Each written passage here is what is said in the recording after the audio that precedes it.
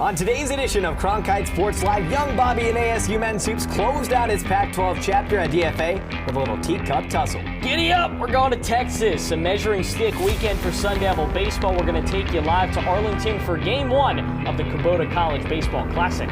The gloves came off and fists were flying up in Alaska last weekend. Relive the best of this bitter cold rivalry. It's a knockout edition of CSL, and it starts right now.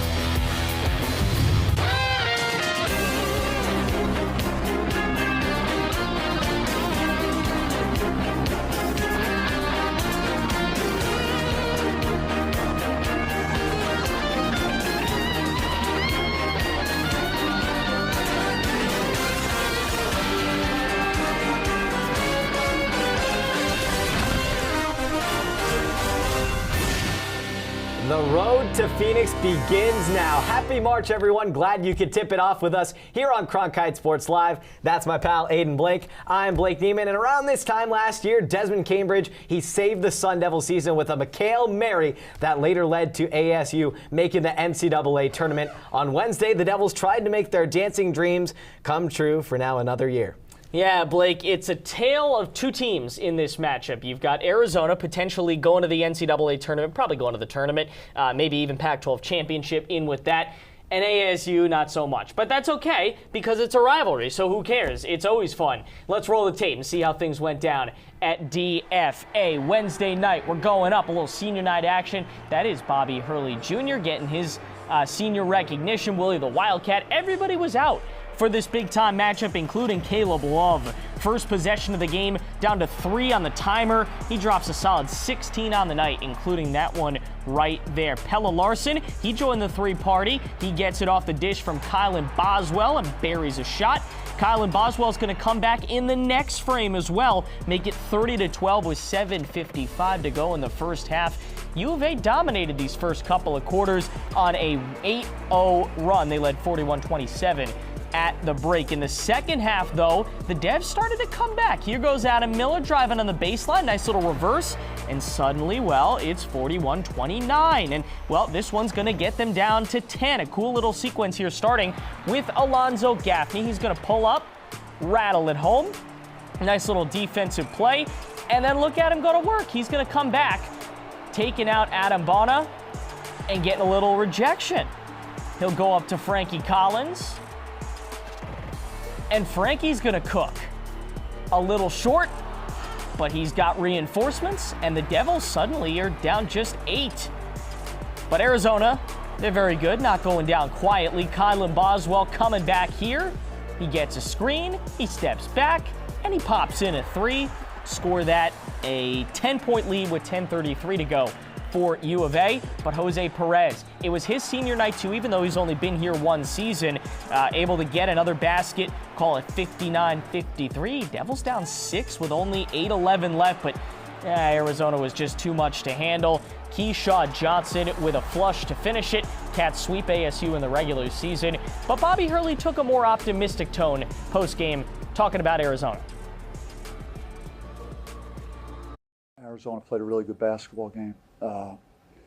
And after watching them all year and playing against them now twice, I would say in my 9 years here, this is most likely the best Arizona team that I've faced. So they're a really good team, and so they deserve the credit for outplaying us in this game.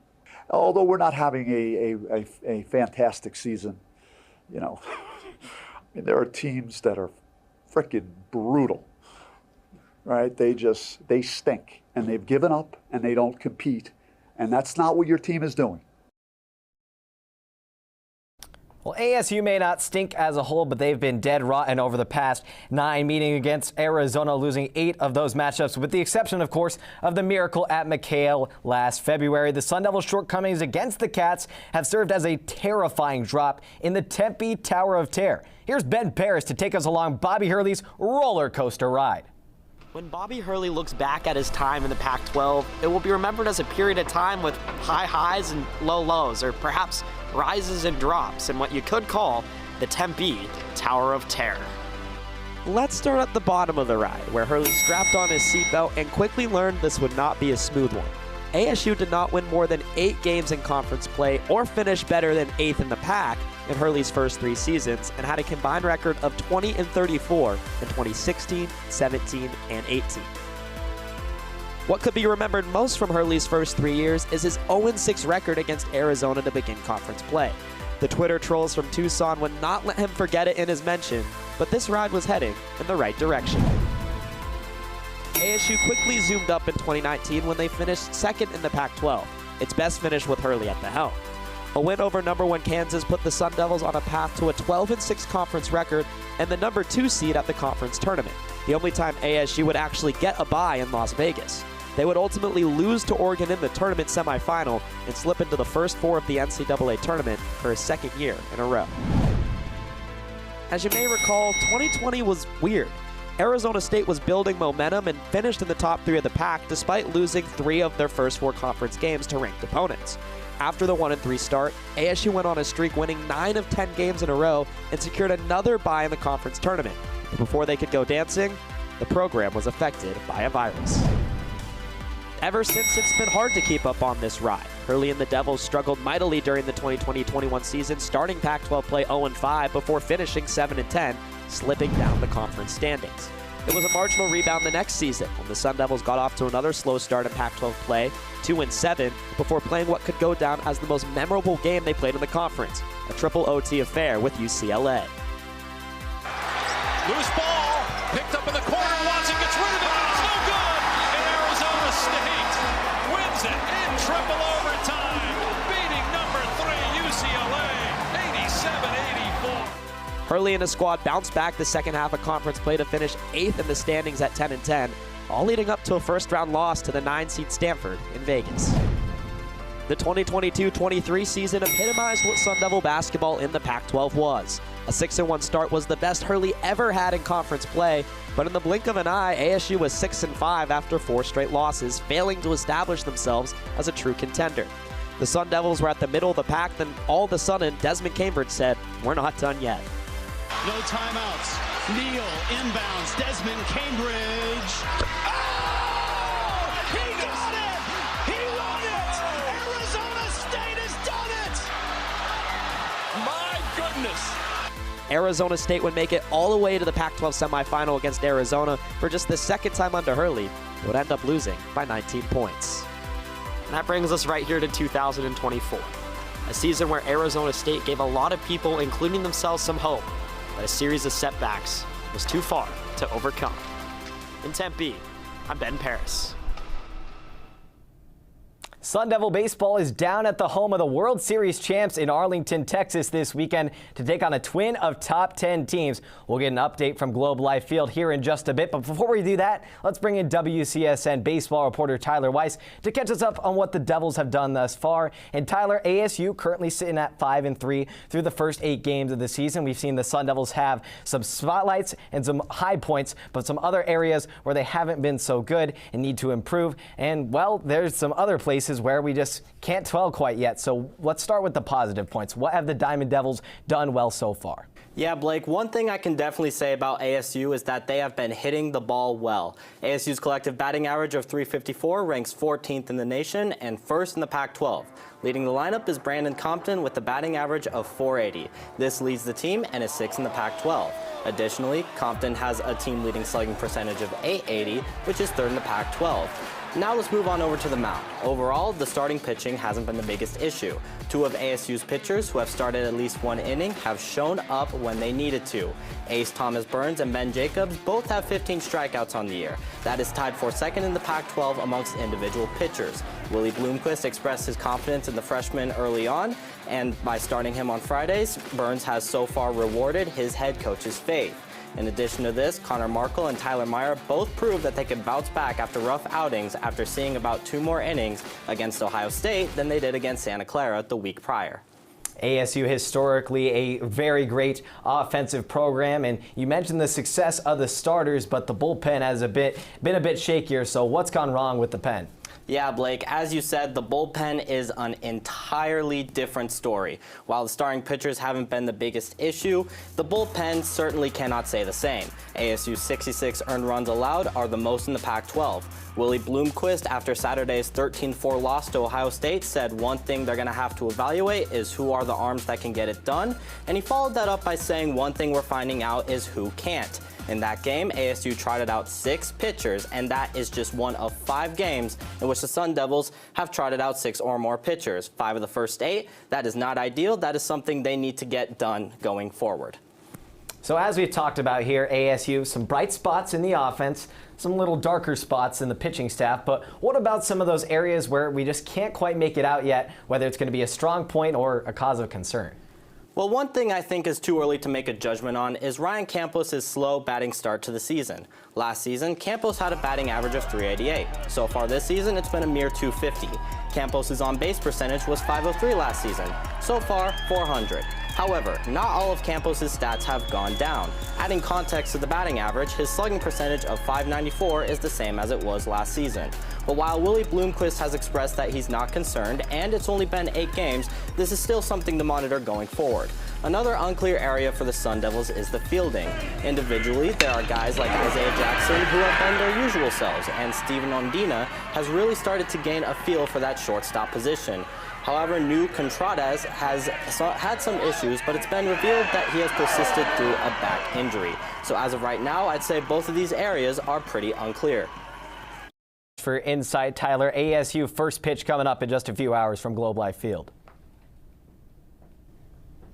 All right, Blake, those are your starters for the weekend. The first 2 the same, Thomas Burns, Connor Markle. We expected that, but you'll notice there's nobody currently slated to start on Sunday. That is going to be announced a little bit later in the weekend. We're very interested to see if Tyler Meyer or Ben Jacobs can win that out. For a little bit more on the weekend lineup, here's Max Cepeda.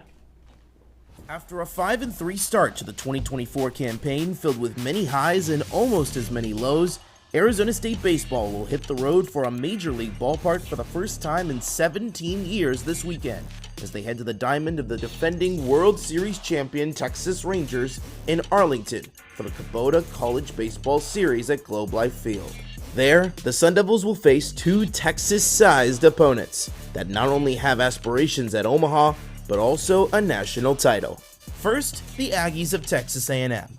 The number 7 team in the land, who the Sun Devils will play both tonight and Sunday afternoon, are 8-0 to begin the 2024 campaign, and are coming off of one of the best off-seasons in program history, in which they retooled in both the recruiting scene and the transfer portal to become one of the true powers in a loaded SEC. The Aggies will have all 3 of their games in Arlington against Pac-12 foes, as they will have USC in between their 2 matchups with ASU, making this weekend incredibly intriguing, as it will be the first time the number 7 team in the land has played any major opponents, let alone those in the Pac-12. Meanwhile, as A&M contests with the Trojans, the Sun Devils will have a much more steep fight on their hands Saturday, as they take on number 5 TCU. The defending Big 12 tournament champions have also had an impeccable start to the new campaign, as the Horned Frogs not only enter Arlington a perfect 9-0, but their last 5 have all come against opponents of the Conference of Champions, including a sweep against preseason top 25 UCLA. This year's TCU is a squad filled with veterans and possesses some of the best starting pitching depth in the nation, as they held the Bruins, Cougars, and Wildcats to just 17 runs over 5 games. A challenge that will be captivating to watch against this high-octane Sun Devil offense. Head coach Willie Bloomquist has preached ever since he came to Tempe about bringing back ASU's past baseball glory. But it's these kinds of weekends that may prove whether the Sun Devils are truly ready to take that next step towards Omaha. For Cronkite Sports, I'm Max Cepeda. Game 1 of the weekend slated for tonight at 5 p.m. and we're off to the Lone Star State, deep in the heart of Texas, where our Jaden Taylor is standing by, ready to take a look at how the Devs shape up on the mound. As we mentioned, a couple of question marks heading into the weekend. Let's see what Jaden's got. Yeah, guys, Arizona State's pitching has been the center of attention ever since the fall, and it looks like the Sun Devils may figure out their starting pitching rotation and get them in a true form. Starting off today is going to be Thomas Burns up against the Texas A&M Aggies, the first true freshman opening day starter since 2006, and he has lived up to that Friday night stature. With a mid-90s fastball along with a late-breaking curveball and a mid-80s changeup, Thomas Burns has struck out 15 across his first 9 1/3 innings. The only question, though, is going to be the long ball. 3 runs given up this season. They've all been on solo shots. Saturday set for lefty and Connor Markle, who is coming off a much-improved outing against Ohio State. The GCU transfer struck out 7 across 5 innings, and the pitching coach Sam Peraza is the calming guy of this staff. Sunday, as you mentioned, is still up in the air, but Tyler Meyer and Ben Jacobs are the main 2 options to end the weekend. Jacobs, the UCLA transfer, started last Thursday against the Buckeyes and struck out 8 while giving up 3 earned. Meyer started last Sunday and struggled a bit to find the zone, walking 4 and giving up 5 runs. It's been an offensive-heavy first 2 weekends here for Arizona State, but to go up against 2 different top 10 teams, the pitching is going to have to be ever present. Back to you guys in Phoenix. ASU women's basketball welcoming number 8 UCLA for the final Pac-12 homestand ever. Hey, Jaylen Brown, she's been a bucket getter all season, 6th in the Conference of Champions at 17.4 points per game. She isn't the only standout sophomore for this Sun Devil squad. How about Treyana Chris Little and one action? ASU just down by 12 at the break. Second half, though, a different story. UCLA flexing its muscle with 50 second half points to the Devils' 26, due in large part to this gal right here, 6'7" sophomore Lauren Betts, who finished with 20 and 11. And, of course, can't forget about Kiki Rice putting it on ice, pitching in 12 herself as the Bruins proved to be too much for ASU. They win it by 29. Here's Coach A after the loss. We'll show them what we did well coming out of the gate, but you got to put 4 quarters together. And if they go on a run, you can't drop your head. Then you got to get a stop. Going into the 4th, it's 48, right? If you hold them to 48 points, that's good. But we got to score. I mean, at the end of the day, you got to score the ball. The pack is packed. 5 teams from the Conference of Champions make up the top 16 in the latest D1 Women's Basketball Committee poll. Stanford may have the regular season title virtually locked up, but as we know, in March, all bets are off, especially in Viva Las Vegas. To break down the Pac-12 Women's Hoops last dance in the desert, here's Jacob Shanker. With the Pac-12 Women's Basketball Tournament less than a week away, it'll officially mark the end of Pac-12 Women's Basketball as we know it. While the bracket isn't officially set, it's becoming more clear where each team may end up falling. At the top of the standings sits the dominant Stanford with 14 Pac-12 wins.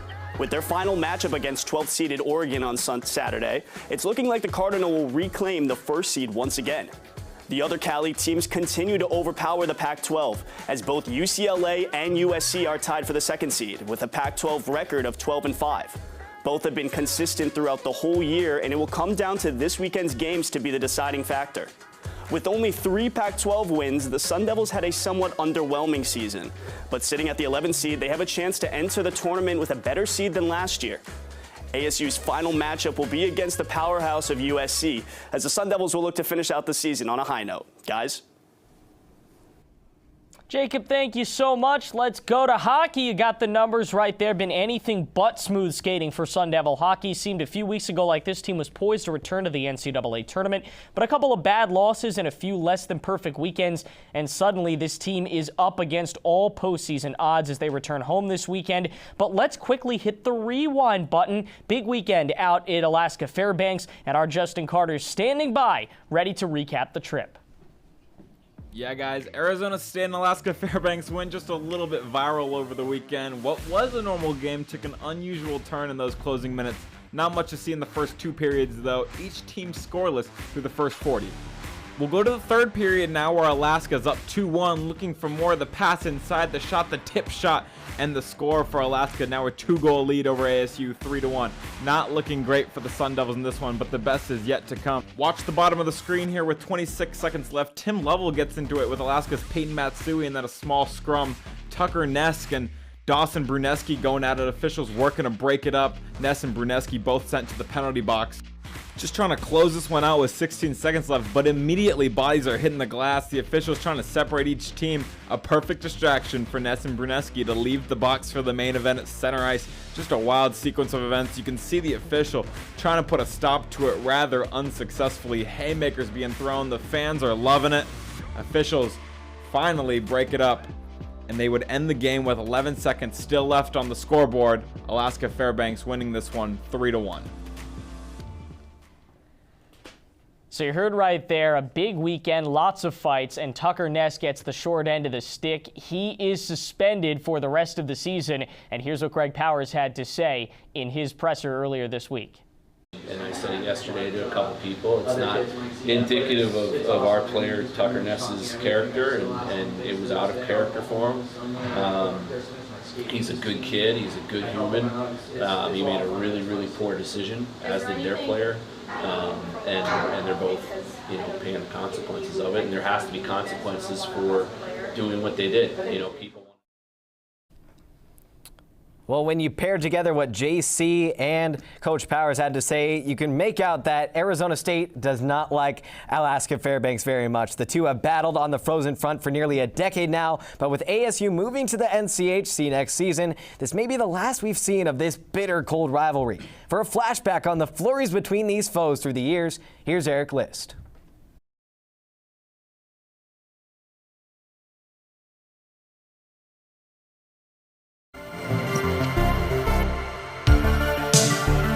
Fighting isn't a new thing between Arizona State and Alaska Fairbanks. The Nanooks and the Sun Devils have fought before in their bitter rivalry.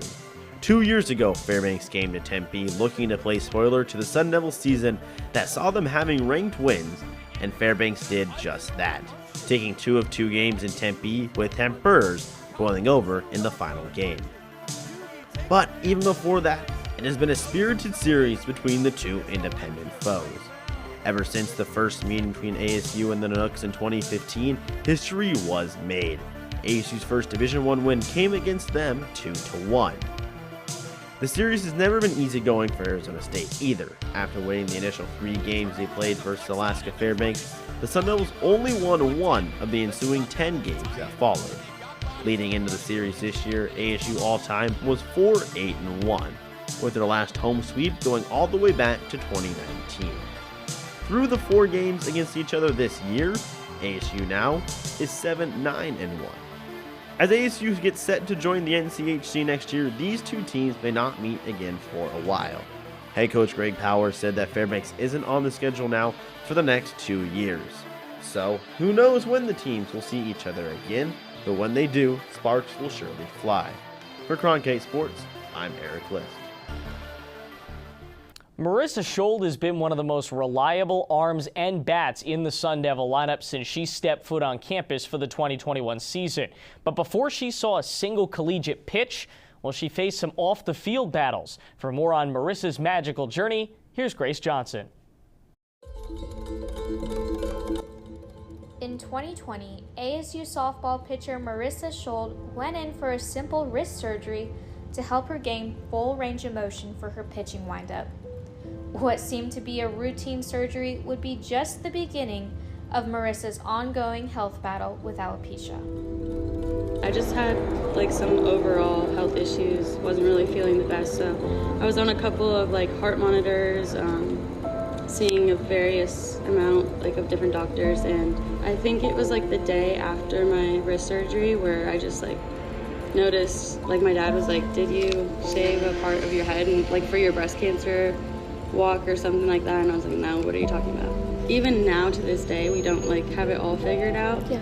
And I think I saw so many doctors at the time where I was just overwhelmed mentally, emotionally, physically. They put me on a vast amount of different treatments and medications. So I think it was more just trial and error, and I found out that it was all just not the best for me, so then I just stopped going to doctors completely. I think most people probably would have not persevered through it, or just because you're going through a kind of identity crisis, but I think softball was my outlet at the time, and so I think I've made that just my focus is I want to finish out my career strong. When you said like you stopped going to doctors, like overall, was that just because you didn't see a point in it and you were just kind of getting frustrated? I mean, a lot of people don't know this, but like I would be going to get like 100 shots or needles in my head, and I would come to practice right after, or they would do like an acid treatment and it would make my whole like skin rash out, and I would just show up in rashes, or they put me on like a really harsh drug which is used for chemotherapy. You also said that you just wanted to inspire people and that there's beauty in struggle. How have you experienced that so far? I mean, I think everybody, like, yeah, the end goal is to be a collegiate athlete on the biggest platform, but once you get to college, I think that if it wasn't for like the struggles, I wouldn't be who I am today. And so just embracing, like, even though, yeah, you are going through a hard time, like, there's always going to be, like, the sun's going to shine tomorrow. So just finding the small moments of joy and just overall trying to be your best self and growing through what you're going through. For Cronkite Sports, I'm Grace Johnson. Moving in the positive direction. I think we've just got to continue to work on a couple of those details. Obviously, we would like to finish floor a little bit stronger and just get over that 197 mark. But I mean, we did way more right tonight than we did wrong. So I think the team is still building, and I mean, we've been hitting that high 196 mark for about 4 or 5 weeks, and I feel like any one of these meets we haven't completely maxed out. So it's just a matter of we just got to do it at this point. If you know anything about gymnastics, a score of 197 or more is pretty good. That total has correlated directly with the Gym Devils standing in the national spotlight in recent years. Yet ASU has hit the coveted criteria just once this season. For more on why that is, here's WCSM gymnastics insider Marina Williams. Despite being a consistently top 20 team, ASU Gymnastics has only hit a score of 197 once this season. And head coach Jay Santos says it is because his team is not focusing on the small details. Let's break down what those consist of and how they can be making up for them in the next 3 meets before they compete in the Pac-12 championships. First up, we can see here that they're coming short of 90 degrees on some of their handstands on bars. A judge can take up to 1/10 per handstand, depending on how far from 90 the gymnast may be. Next up are landings, which is arguably their area in most need of improvement. Each landing, whether it is a dismount, tumbling pass, or vault, can get the gymnast up to 3/10 taken off, depending on things like how large the step was, the direction it was taken in, and how many there were. Each step counts as its own deduction. Therefore, those points rack up very quickly, especially on events like floor. Santos has stated that this is their primary area of focus in the coming weeks. Finally, a relatively easy fix are bent legs and flex feet throughout their routines. On the beam specifically, this is a quick way to earn those half-tenths back into the final score. ASU has to focus on gaining these small tenths back if they want a chance at hitting that 197 they did 4 weeks ago. The deductions may seem small, but fixing them can make a huge difference for a team like ASU trying to make it into the top 16. For Cronkite Sports, I'm Marina Williams. Sun Devil Wrestling has been on fire lately thanks to these two guys. How about Richard Figueroa? 2 top 5 upsets this weekend for him over Lehigh and Nebraska. But then the highlight of probably the season for ASU, Kyle Parko against #1 Ridge Lovett, undefeated, handing him his first loss in nearly 2 years. What a win for Parko to set the tone for the postseason coming up for ASU. They've had a stellar season down the stretch. And with that, we bring in WCSN wrestling reporter Crawford McKinstry, and as we mentioned, ASU winning 4 of their last 5 duels to close out the 2023-24 regular season campaign, and that's thanks in large part to some of these guys and in this nucleus that ASU has built up. So have they been able to contribute at a higher level down the stretch? Well, ASU has had its bumps in the road during this season with injuries, but Figueroa and Parko have been really consistent pieces for the Devils lately. Let's start off with Richie Figueroa. 2 top 5 upsets this weekend, one won against Lehigh's number 2 Luke Stanich, and he came back for seconds against Caleb Smith the next day against Nebraska. Kyle Parko, he's been elite all season long, 19 wins, which is tied for the team lead with Ja'Cory Teamer. He also closed out the year with 8 straight dual victories, and one of those came against number 1 undefeated Ridge Lovett. So these guys have really just stepped up when they've needed to and provided the Sun Devils with a lot of great leadership. Yeah, and heck, Richie dealt with an injury early on in the season. We know that's kind of played a large part in ASU having a bit of a rockier start, but they got Tony Negron back. They also got some other guys back in the lineup. So how is having those guys back and contributing like Jesse Vasquez enabled that second half turnaround? Well, getting guys back from injury has been the key to the Sun Devils' second half of their season. Tony Negron, as you said, he's been great, providing the Sun Devils with a lot of veteran presence, and he was big in that win against Stanford a couple weeks ago. Jesse Vasquez, he's 6-1 since his return from injury, and his only loss came at the hands of Nebraska's number 8 Brock Hardy. So both of these guys have stepped in when they needed to. They provided the Sun Devils with momentum, especially in those big duels that are really close down to the wire. ASU continues to find a way to wrestle at their best when it is the end of the season, and here we are. It's March, it's madness, and Zeke Jones and his crew getting ready for Pac-12's coming up, as well as NCAA's finishing 7th last season. How do they continue to climb the podium this year? Well, with all these strings of big wins and upsets that they've had recently, the Sun Devils' big performers are going to look to keep that same energy going into the postseason. And given that they've shown up time and time again, we could expect a couple of big runs from a few Sun Devils. Now, Colton Schultz as well, he just booked himself a ticket to the 2024 Olympic Games in Paris, so that's yet another juggernaut on the Sun Devil roster for opposing teams to look out for. With all that said, we could see some big individual performances, but for the team to perform well as a unit, Richard Figueroa said that they've got to practice those little things, time their takedowns better setups, and be patient, but they've got a little downtime before the postseason begins to prepare, and it should be a fun one.